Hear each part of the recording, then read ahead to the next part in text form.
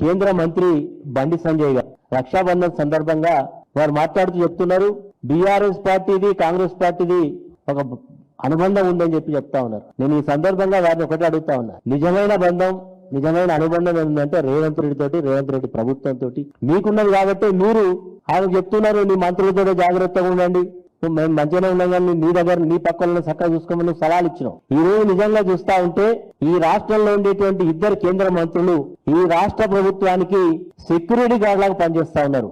ఈ రాష్ట్ర ప్రభుత్వం చేస్తున్నటువంటి ప్రజా వ్యతిరేక విధానాలు గాని వైఫల్యాలు గాని ఈ రోజు వాళ్ళకి కనబడడం లేదు. బండి సంజయ్ గారు, మీరు కేంద్ర మంత్రి అన్న విషయం మీరు మర్చిపోయినా లేకపోతే మీరు ఏమనుకుంటా ఉన్నారో అర్థం కాదు. ఈ రోజు ఒక బాధ్యత కలిగినటువంటి ఊహాలో ఉన్న మీరు పూర్తి బాధ్యత రాహిత్యంతో మాట్లాడుతూ ఉన్నారు.